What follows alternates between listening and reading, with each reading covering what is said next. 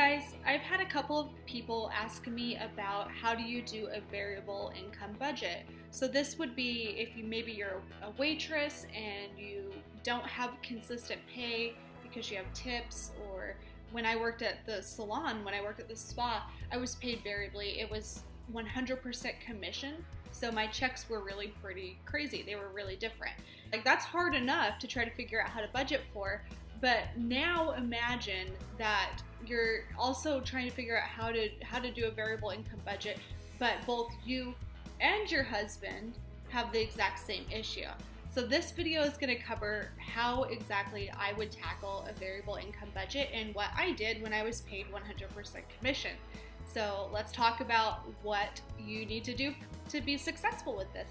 So the first thing you need to do, it's actually even more critical when you're paid very spontaneously, that you cut your expenses down to pretty much nothing. You live extremely intentionally. There's no extra, there's no fluff.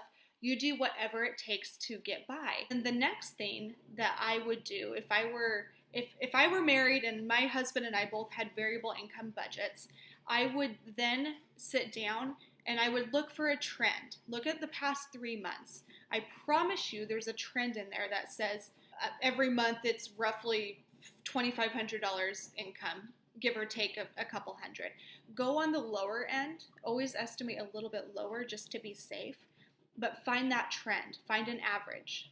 Okay, so lastly, what you need to do if you are paid variably, you need to, when you create your budget, you rank them in order from most important, essentials, basically your house payment, your rent, whatever it might be, your utilities, food, gas in your car, to least important. Least important, I'm having a hard time talking, would be like your cable or your extra cell phone package. Maybe your data plan's a little bit bigger.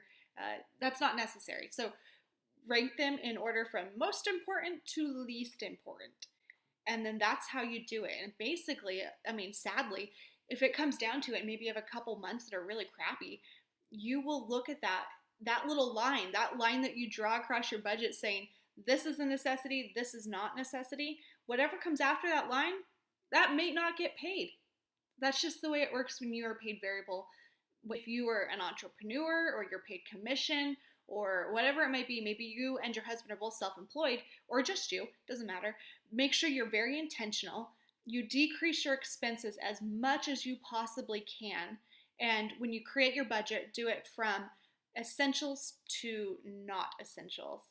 And if you do that, that'll really help you get a pretty good idea of what your budget's going to look like, what's important, what's not important. And unfortunately, when you choose to be commission employee or an entrepreneur or a business owner or something of that sort, that's kind of that's the give. You are giving up that consistent, I know every 2 weeks I'm getting paid this, or once a month I'm getting paid this. You're giving up that.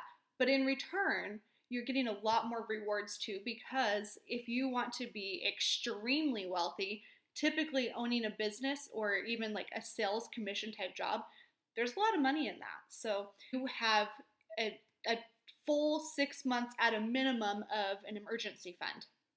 That's extremely important for you, because there might be a month where you don't get paid, and that's what that emergency fund is for. So if you are paid variable income, I would recommend at least 6 months, but ideally I'd like to see 1 full year of living expenses, and that is just simply to be a buffer throughout that whole process because it is so variable.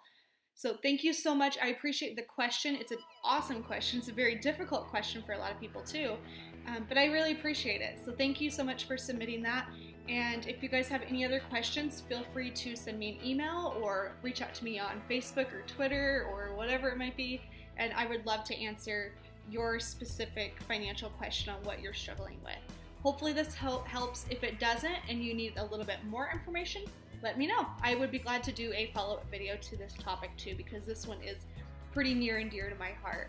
Thanks so much, guys. I appreciate you watching. And if you haven't already, please go to whitneyhansen.com and subscribe to my newsletter. I send out weekly emails that are actually really good with some good content in there and some budget tips and whatnot. So thank you so much. I hope you guys all have an awesome day. Bye.